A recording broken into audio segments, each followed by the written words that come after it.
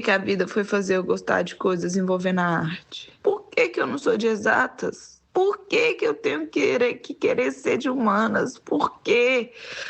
Eu não quero trabalhar, eu quero fazer teatro. Eu quero ser atriz. Por que é tão difícil? Eu quero ser artista. Gente, eu só tenho 17 anos. Eu não posso me frustrar com essas coisas de arte agora. Mas eu não quero me vender também para o mercado CLT. Eu não quero isso.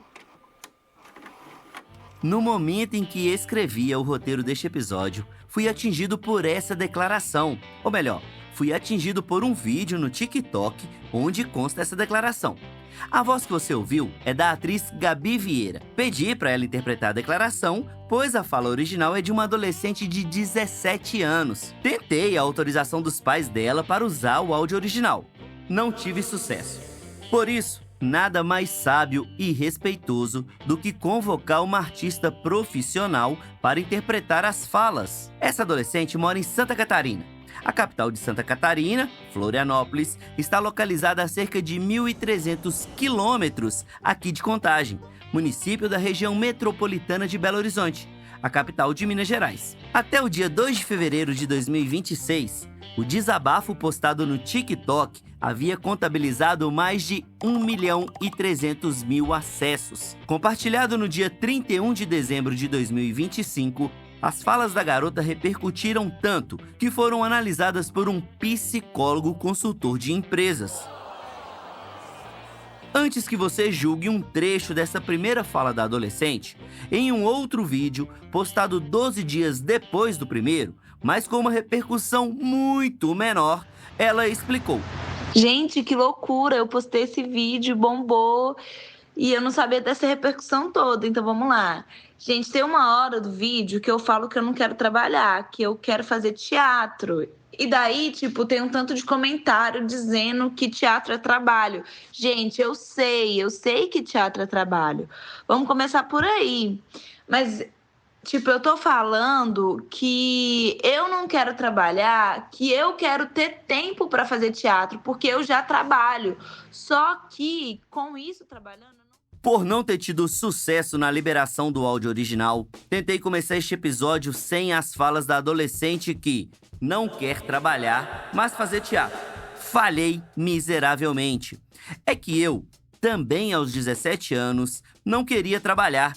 O meu desejo era estudar teatro, música e, principalmente, artes plásticas. No entanto, eu já estava de carteira assinada, dentro das normativas da Consolidação das Leis do Trabalho, o famoso regime CLT. Enquanto eu batia ponto de segunda a sexta-feira, das 8 às 18, vários colegas de escola faziam os cursos artísticos oferecidos gratuitamente no Centro Cultural Francisco Firmo de Matos Filho, aquelas casinhas coloridas no centro de Contagem. Nessa época, um dos professores de teatro era o multiartista Marcelo Veronês, diretor do espetáculo A Espera, que foi retratado na primeira temporada do Trem Pra Fazer podcast. O espetáculo fazia 2 sessões por dia, chegava a fazer 3 sessões por dia, porque filas gigantescas na porta daquele cine para assistir um espetáculo que não tinha nenhum ator famoso, não tinha ninguém conhecido, não tinha nada, era um espetáculo difícil, complexo, de tema complexo, de texto complexo, sabe? Com uma turma de formandos, não eram nem atores profissionais. Conheci o Marcelo nessa época aí. Não só ele, mas basicamente todo o elenco do espetáculo A Espera. Grande parte desse elenco tá voando. Atores e atrizes reconhecidos em todo o território nacional. Artistas respeitados no mundo todo. Apesar da sorte de ter trombado com essa galera e da possibilidade de ter pulado de ponta na carreira artística, eu confesso, finalizei o ensino médio com a mesma frustração descrita pela adolescente no vídeo que viralizou. Por força do destino, coisa de Deus, acasos da vida, encontrei o jornalismo. Ou melhor, o jornalismo me encontrou e me fez ser um profissional realizado, principalmente por ter construído a carreira no universo cultural. Meu nome é Felipe Pedrosa e, além de jornalista, sou documentarista e realizador cultural. Fique tranquilo, pois esta temporada do Trem pra Fazer podcast não é sobre a minha vida, tampouco é um autorretrato. Na série Meu Negócio é Arte, você vai mergulhar em histórias de pessoas que fizeram da arte o ganha-pão e que não tiveram medo de percorrer o caminho da paixão ao negócio.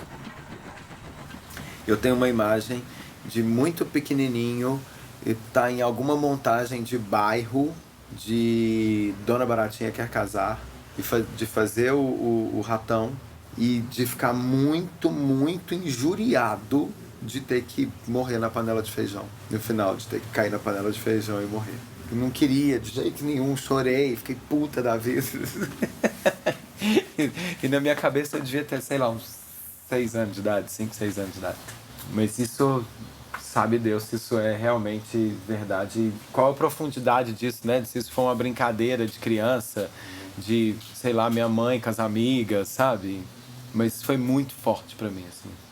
Quando questionado sobre seu primeiro contato com o teatro, essa é a principal lembrança que vem à mente de Marcelo Veronese. Esse flash de memória foi tema de terapia, por ele não ter 100% de certeza se foi real ou não. A minha terapeuta diz que se o seu cérebro construiu, é verdade, independente se aconteceu ou não aconteceu, porque tá construído, né? É memória. Aos 12 anos, depois de passar a infância no município de Itamarandiba, no interior de Minas Gerais, Marcelo foi estudar no SESI Alvimar Carneiro de Resende. Trata-se de uma escola particular, localizada no bairro 5, uma região industrial aqui de Contagem. Foi ali, por meio de um encontro dos estudantes com a professora Marina Miranda, que ele ficou cara a cara com o primeiro amor. E aí a Marina falou sobre teatro e tudo e, cara, me deu um estalo, assim. Falei, eu quero fazer isso, sem saber o que era.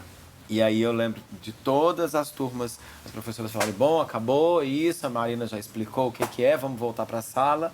E aí as turmas estarem voltando ali, meio daquela confusão, 1 milhão de crianças, o SESI tinha umas turmas gigantes, né? Nós éramos 43 alunos por sala, uma loucura. E aí todo mundo saindo, assim, as turmas todas, 200 e tantos alunos dentro daquele auditório.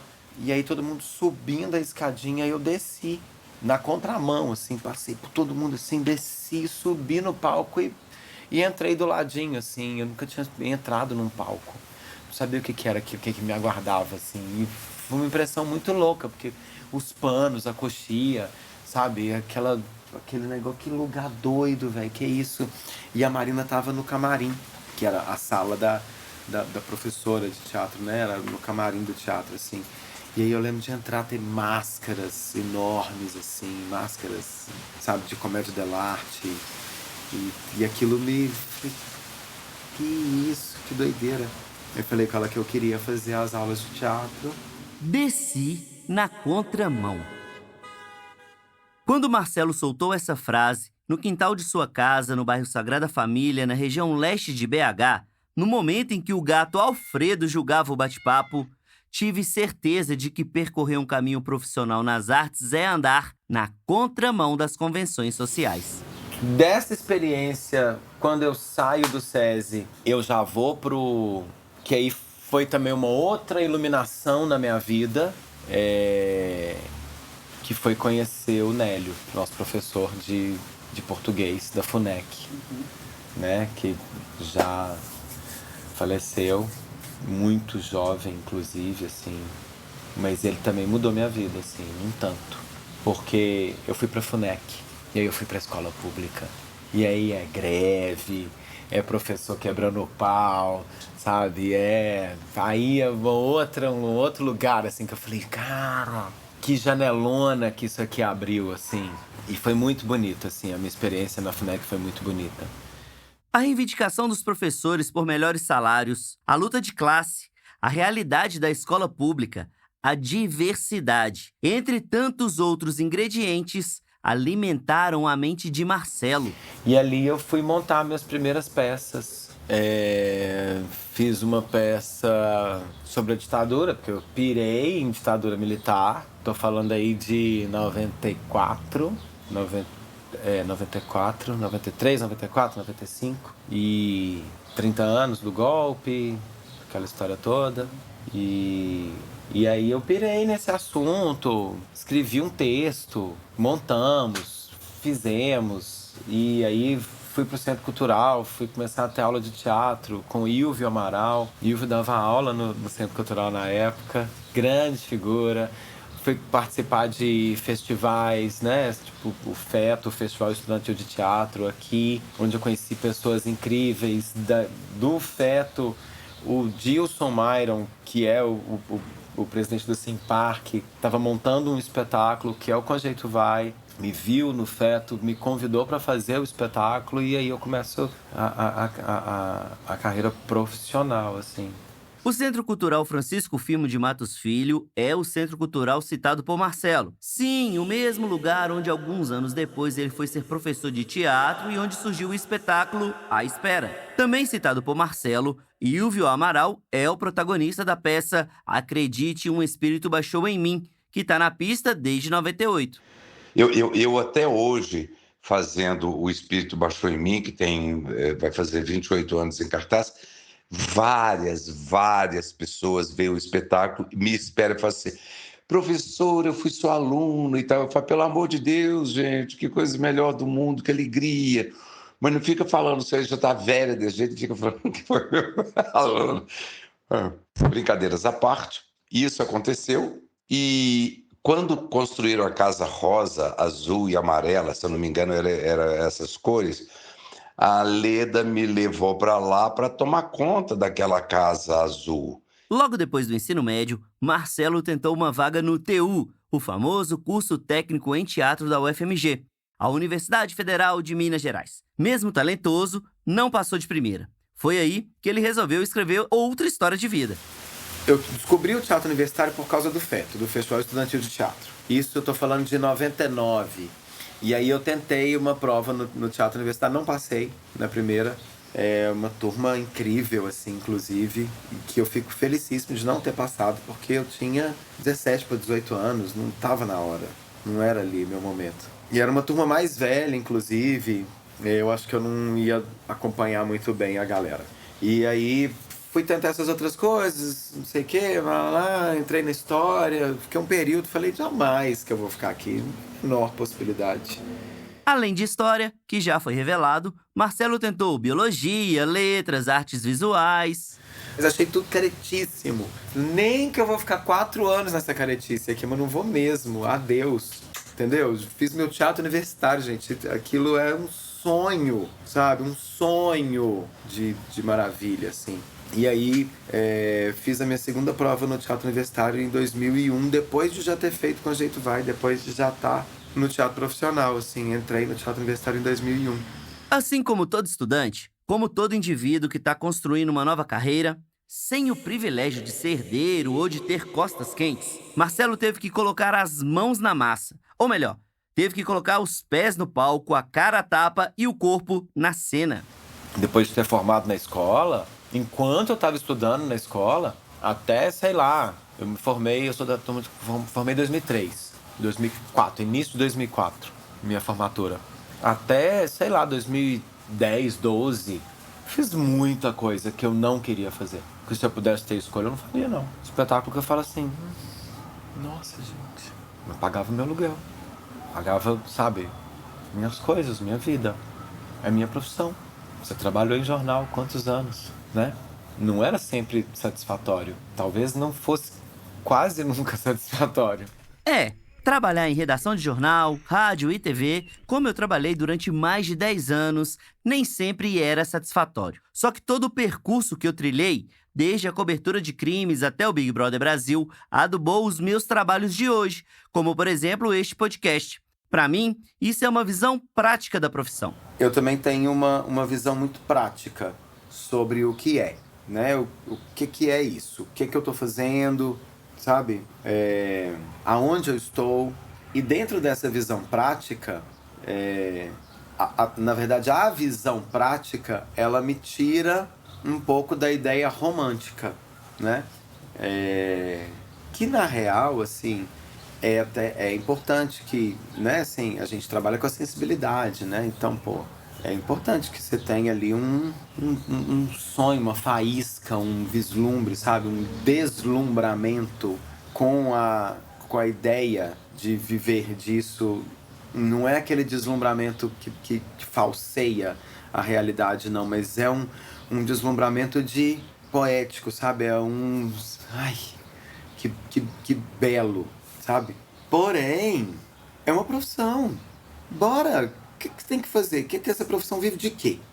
Essa profissão faz o quê? Né? Assim, quem são as pessoas que me antecederam? O que elas fizeram? Qual foi a trajetória delas?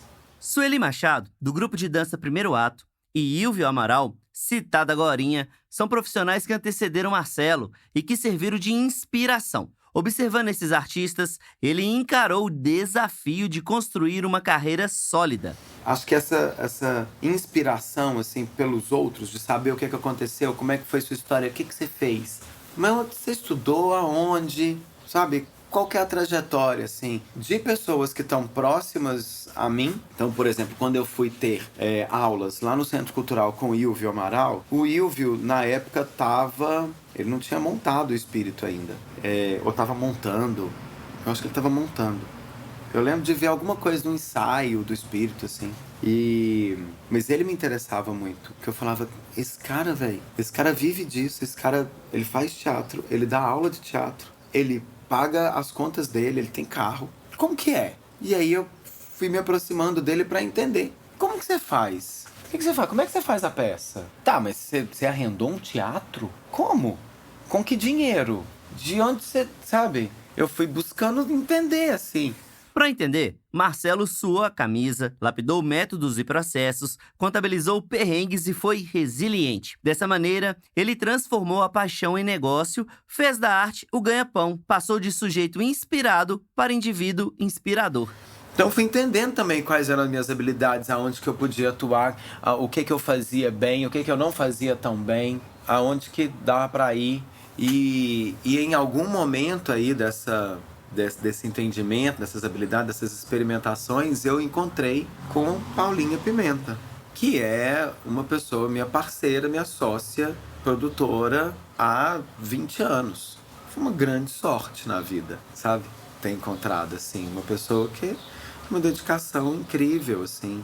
E é um caso de amor profundo e de troca profissional, assim, rara. Por causa dessa troca, eu também pude experimentar muito mais coisas. Então, tem muita gente que me pergunta assim, que você acha? O que eu posso fazer? Não sei o que. Eu falo, arranja uma produtora, pelo amor de Deus. E vai pensar no que é que você quer propor como artista. A gente tem uma grande dificuldade hoje, né? De ter que atuar em muitas frentes.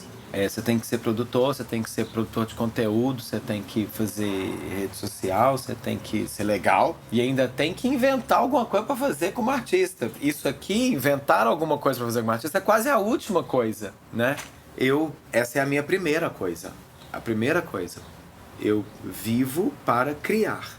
Para estabelecer esse cenário, viver essa realidade, o cantor e ator Marcelo Veronês, mesmo que de maneira instintiva, colocou em prática um plano de negócio que engloba precificação, organização financeira e análise SWOT, metodologia que analisa, entre outras coisas, pontos fortes e fracos de uma empresa. Ele ainda optou pela contratação de equipe e também em estabelecer uma sociedade com uma produtora. Em mais de 25 anos de carreira, entre tantos trabalhos, Marcelo traz no currículo o show cênico Não Sou Nenhum Roberto e os espetáculos O Saltimbancos e O Alto da Compadecida. Ele também é coordenador de programação do Circuito Municipal de Cultura de BH. Todo negócio, ele tem que prestar algum serviço e gerar alguma transformação naquele lugar onde ele está. Senão, ele não se sustenta enquanto negócio, né? Isso é pressuposto ali de negócio. Quando você fala do artista, ele é muito mais sensível, tem uma sensibilidade grande. Então, tem a arte envolvida e é difícil você, primeiro, precificar o que é arte, precificar aquele seu talento Como que eu precifico isso? E como é que eu penso nisso enquanto um negócio, enquanto sustentabilidade financeira? Se para quem empreende, trabalhar com gestão financeira, com indicador, com meta e objetivo, já é difícil um empreendedor em empresas pequenas, imagina para alguém que é artista. É muito mais complicado, é muito mais distante, porque a sensibilidade, a visão que ele tem de mundo é um pouco diferente, assim, do que os outros que não têm essa sensibilidade. Então, quando a gente fala do empreendedorismo criativo, é transformar essas características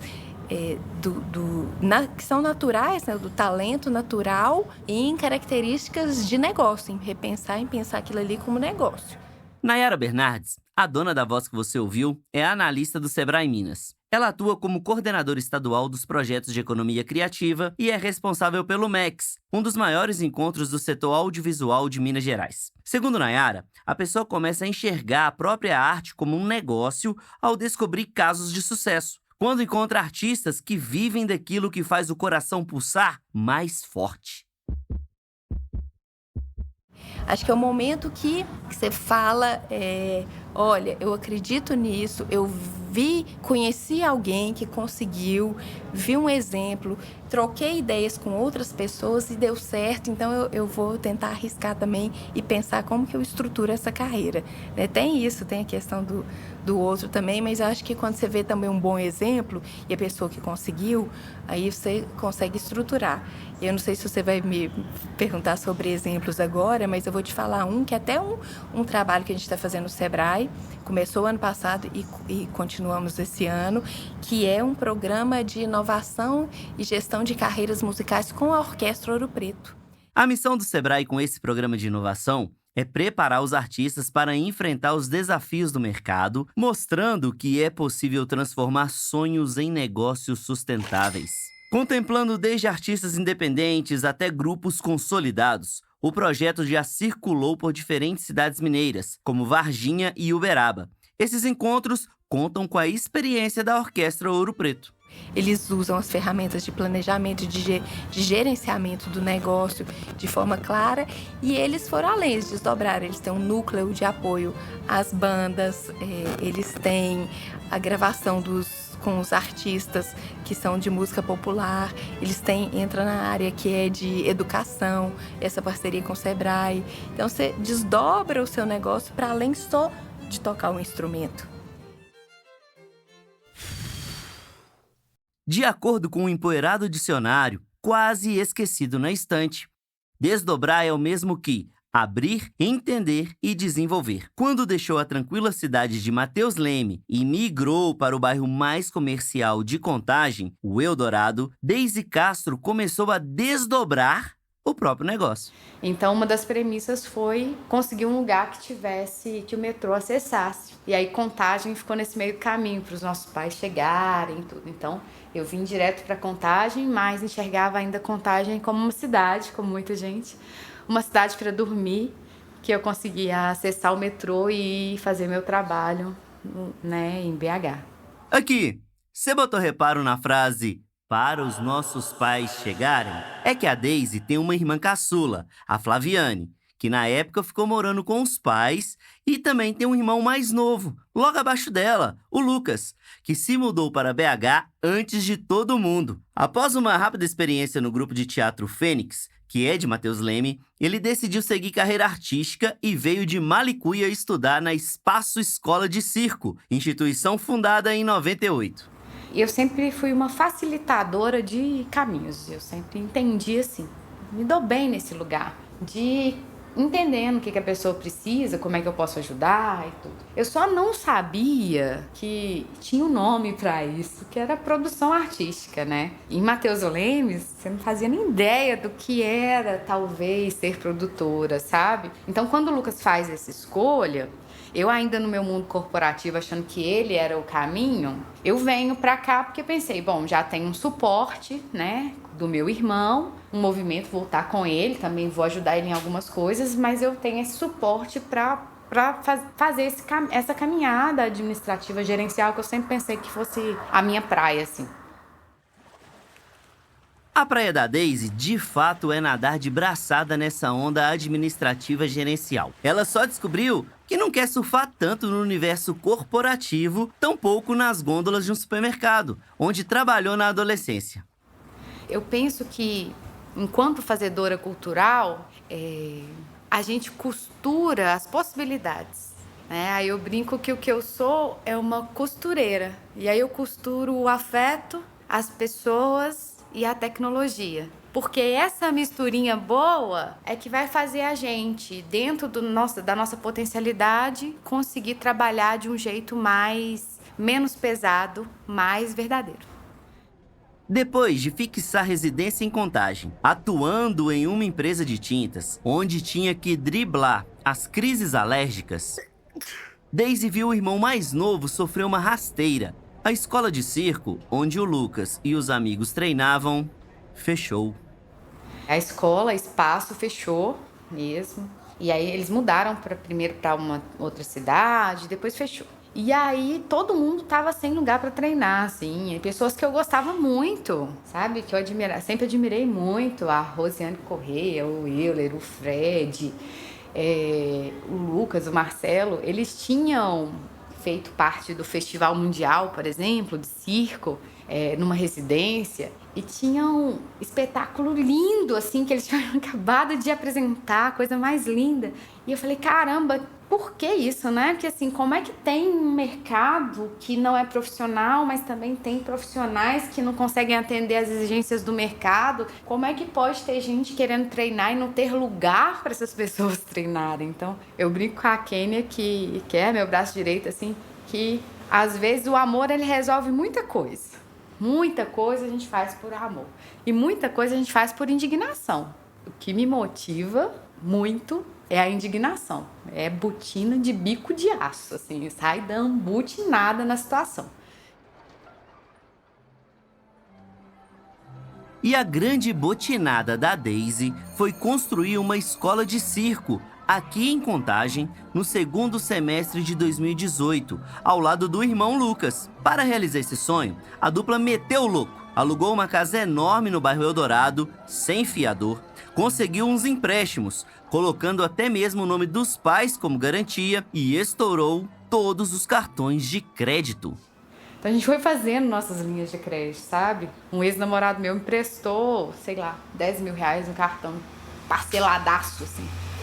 Terminamos e eu ainda continuava pagando ele.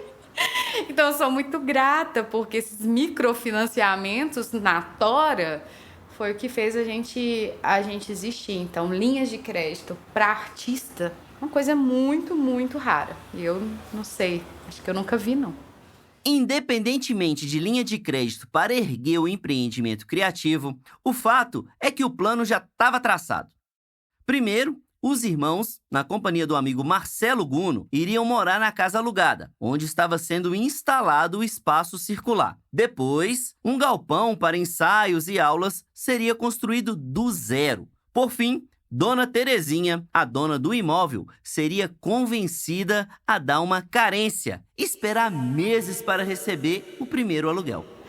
Para você ter uma ideia, quando a gente foi fazer esse espaço, nós tínhamos que entregar o outro lugar que a gente morava. E aí o Marcelo também topou morar aqui, isso viabilizou, né? Porque a gente mudou todo mundo para essa casa. Então, mas a gente tinha que entregar o outro apartamento. A gente não tinha dinheiro para pintar o apartamento que a gente ia entregar. Você acha que a gente tinha dinheiro para construir alguma coisa? Então a gente chegou para Dona Terezinha lá e falou: Dona Terezinha, vou precisar de 90 dias de carência, porque sabe como é implementar um negócio. Eu fiz o estudo, o plano de negócio, mas para eu conseguir equilíbrio no caixa, eu preciso de tal prazo. E ela topou. Na real, eu não tinha dinheiro para nada. Nós não tínhamos dinheiro para nada, assim. A gente precisava era entregar outro apartamento, pintar ele e começar aqui. Então, foi importante ter ela como nossa primeira pessoa que botou fé no nosso projeto, né? Apesar dessa garra toda, dessa disposição desmedida para dar botinada e dessa coragem de transformar um sonho coletivo em negócio, em certos momentos, por conta de uma pressão social, uma pressão muitas vezes velada e cruel, mas existente por conta do machismo, Daisy não botou fé em si mesma. Ela chegou a pensar que havia fracassado. E aí nessa hora eu falei, eu fraquejei, eu bambiei na fé. E aí a gente ligou pra nossa mãe, nosso pai. E aí eles falaram com nossos tios. E no outro dia meus tios ligaram pra gente e falaram: ô Deizinha, não, nós vamos ficar aí. Vamos chegar sábado. E aí meus tios de Mateus Leme, carpinteiro, serralheiro. E aí eles vieram, ficaram aqui, o meu pai ficou morando aqui e a gente ficou construindo, trabalhando em todos os outros lugares que a gente trabalhava. Chegava 8 horas da noite e ia construir até no outro dia, 3 da manhã, 4 da manhã, dormia e ia trabalhar. Nossos amigos vieram também. Então, essa Deise que tem essa facilidade de enxergar um monte de caminho, assim, eu tenho a visão certinha da hora que ela falou assim: fiz merda, vai dar errado, me desculpa, mundo, assim. E foi por falta de acesso, assim, né? Então, é importante essa rede de apoio, né? Essas pessoas, elas foram fundamentais para essa escola existir aqui onde está existindo. Por meio desse mutirão, o galpão de 8 metros de altura ficou pronto. A carência dada por Dona Terezinha chegou ao fim e o espaço circular foi inaugurado. Alunos e alunas começaram a aparecer. Assim, o empreendimento cultural começou a engatinhar, começou a dar os primeiros passos. Ele já conseguia respirar sem a ajuda de aparelhos. Havia um plano de negócio? Eu tinha um plano de ter um plano de negócio. Eu fiz ele grosso mesmo. Mas aí, quando eu vou, inclusive nas minhas aulas, falar sobre isso, o quanto que o conhecimento ele é importante e o quanto ter um plano é importante e tudo, eu também não desloco o aluno do cenário. Porque por mais importante que fosse o plano de negócio, naquele momento, eu tinha uma janela de oportunidade entre uma casa num ponto bom, perto do metrô, um quarteirão da casa que a gente morava, porque a gente nunca mudou aqui contratando frete. Sempre foi no carrinho de mão e na cabeça. Então eu economizava aí uns 1.500 conto. E convencer alguém de que eu podia fazer uma coisa que eu não tinha R$1 na minha carteira. Então existe, e toda vez eu falo muito disso, assim, existe uma coisa que você precisa conhecer sobre isso. Você precisa saber o que é um plano de negócio. Você precisa saber fazer. A qualquer momento você tem que parar e entender aquilo. Mas existem momentos que o seu saber ele precisa estar consolidado. Porque você não vai ter tempo de fazer uma análise muito profunda, né? E se é isso mesmo que você deseja, o seu saber você tem que vir construindo ele para ele embasar a sua atitude na hora que você precisar ter atitude, entendeu? O exercício de pensar em um plano de negócio, tá, eu sei que esses termos meio Faria Lima dão nos nervos, mas calma, vai por mim, tudo fará sentido. Então, como eu estava dizendo, o exercício de pensar em um plano de negócio faz com que o artista visualize melhor os caminhos que deseja percorrer. Pense nas coisas que realmente fazem sentido em sua produção e descubra formas de monetizar a própria arte. Nayara, analista do Sebrae Minas, faz essa reflexão. Primeira coisa, porque quando a gente fala de empreendedorismo criativo, tem uma questão de propósito muito forte. Então, as pessoas conseguem falar e identificar seus propósitos nesses negócios, né? Qual que é o meu propósito ali, que está relacionado ao propósito de vida, com o talento. Então, isso é algo forte. Só que aí desdobra, mas para quem que eu faço isso? Quem que é meu concorrente nisso? Como é que isso envolve mais pessoas? Como é que eu desdobro isso em outros negócios relacionados para eu aumentar ali meu ganho na minha propriedade intelectual? Em quanto tempo? Quais são as minhas metas? Qual que é o meu objetivo? Quais são os meus indicadores de resultado? Então, tudo a gente pode pensar num Canva. No Canva, que é uma ferramenta de uma metodologia de gestão ágil. Primeiro passo ali, acho que um Canva do setor cultural. Você preenche o Canva com todas as informações, né? E a partir dali você já pensa no seu negócio. Quando ouvi Canva, eu logo pensei naquela ferramenta online que pode ser usada gratuitamente para fazer algumas peças gráficas. O Canva que eu pensei é o terror de quem trabalha como designer. Mas não era isso que a Nayara estava trazendo para a nossa conversa. Um dos muitos itens da metodologia ágil, O Canva é uma ferramenta visual de planejamento que mapeia, desenvolve e comunica projetos ou ideias de negócios. Normalmente, esse instrumento tem apenas uma página. Não, mas tem o Canva no Sebrae Play? Não, Tem o Canva, que é essa ferramenta, a gente consegue baixar. Ele entra no site do sebraeplay.com.br e lá você consegue achar, baixa. Tem algumas trilhas que você preenche de níveis diferentes de negócio. Inclusive, eu tenho 3 séries dentro do Sebrae Play só para negócios criativos. Então, que é uma série para quem está iniciando, outra série para quem está planejando e outra série para quem quer escalar e acelerar o negócio. Em meio ao caos, mudança, dívida, obra, aluguel e por aí vai, Daisy não teve tempo para preencher o Canva. Mas não faltou uma metodologia ágil de coragem para que ela desse sequência ao empreendimento cultural. E como escreveu Guimarães Rosa, o que a vida quer da gente é coragem.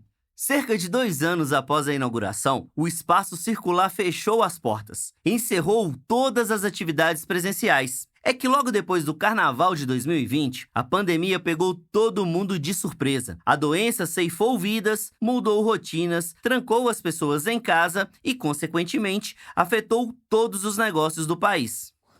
Aqui começou a ser um espaço.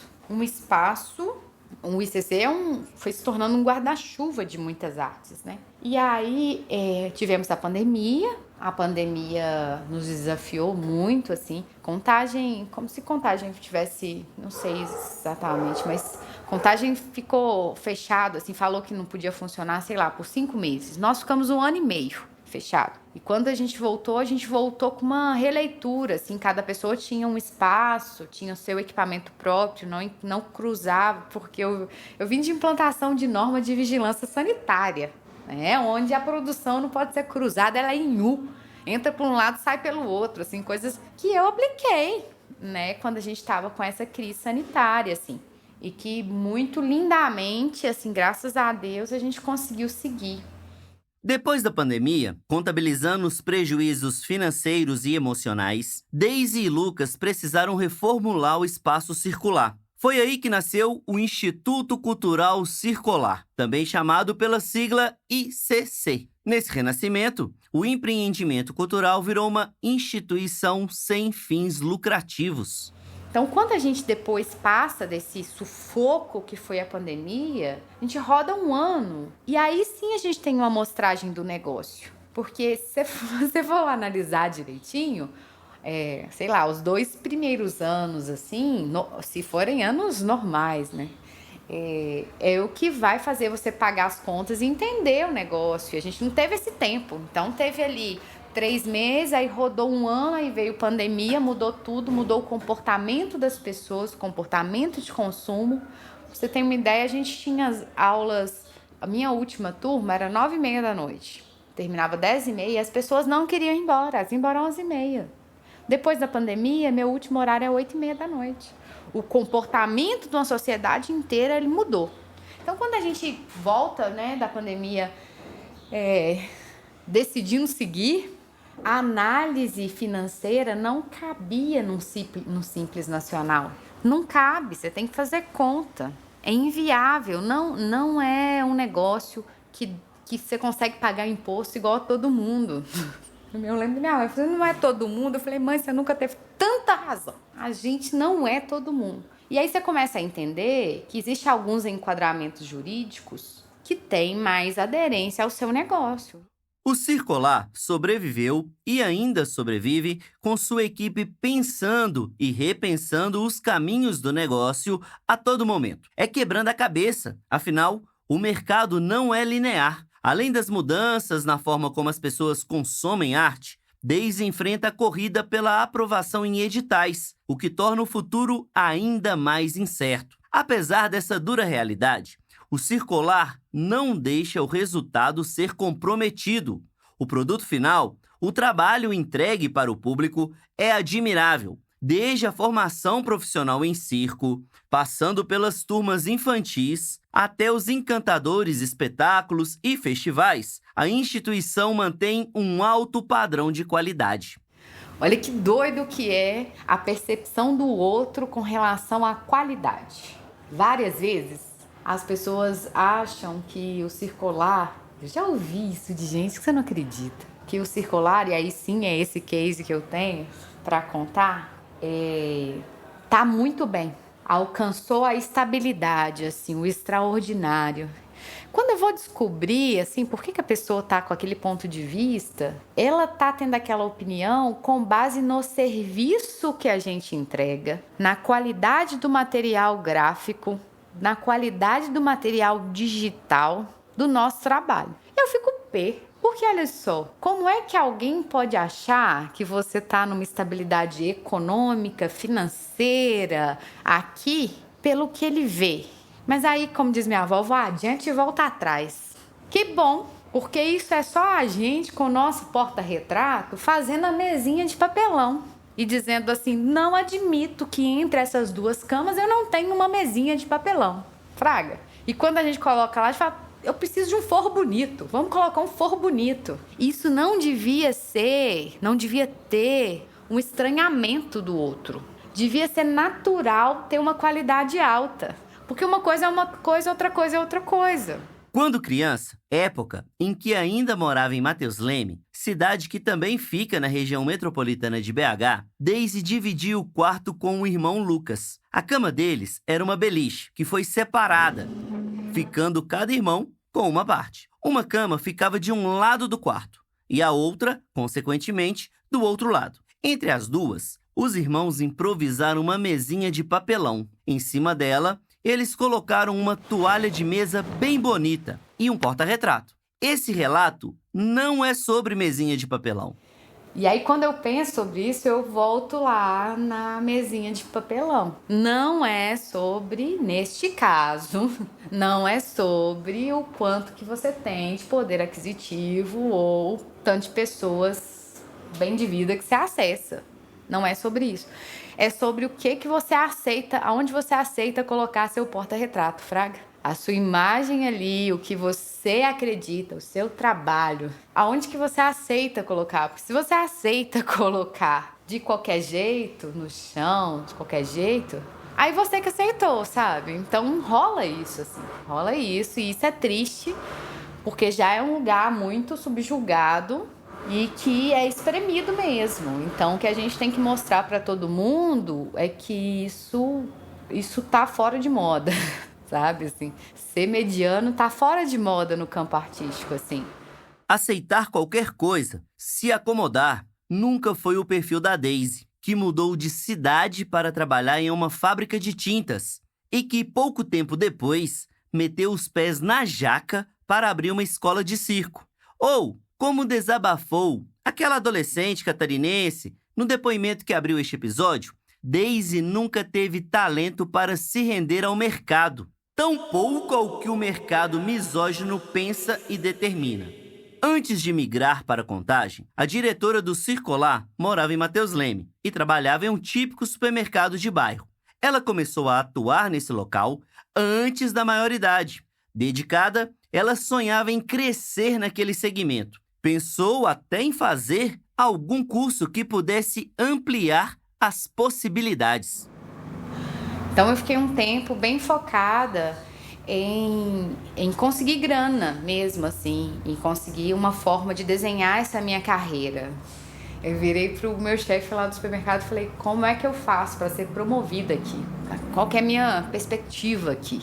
Ele falou, olha, vou ser muito sincero com você, se você não casar com o dono, com o filho do dono, não tem não. Esse dia eu fiquei puta, fiquei com muita raiva, porque eu era a melhor funcionária. Depois dessa nojenta fala machista, em que o profissionalismo de uma mulher foi desmerecido por quem poderia promovê-la, como se ela não tivesse competência para subir de cargo sem uma relação amorosa, Daisy fez alguns contatos e conquistou a vaga na fábrica de tintas. Para ela, homem nenhum iria determinar o que ela deveria ou não fazer para ter uma carreira de sucesso. Voltei falando tchau, vou ficar aqui com vocês todo final de semana, até vocês acharem alguém, mas eu não posso casar com o dono e eu também não posso ficar feliz com essa resposta que você me deu. E aí o melhor jeito é você saber que eu tô aqui, eu vou continuar com vocês até vocês acharem alguém no sábado e no domingo, mas meu melhor jeito de dizer que eu não tolerei essa fala é ir embora mesmo. Tem coisa que precisa ser dita e, se for preciso, repetida quantas vezes forem necessárias. O lugar da mulher é onde ela quiser. Hoje, Daisy é formada em logística, especializada em gestão de pessoas e tem um MBA em qualidade, segurança, meio ambiente e saúde. Ela ocupa o cargo de presidenta do Circolar. Ser mulher é complicado. Que bom que a gente tem muitas mulheres aí que a gente vai continuar fazendo o que a gente está fazendo e lutando pelos nossos espaços e indo para o boteco e indo para a caminhada e fazendo o que a gente quiser mesmo. Porque aí a gente fortalece e a gente precisa que os homens já estabelecidos, com um pouco de consciência, entendam, estudem e se posicionem, né? Porque é uma forma de nos proteger, né? Assim também, então é isso.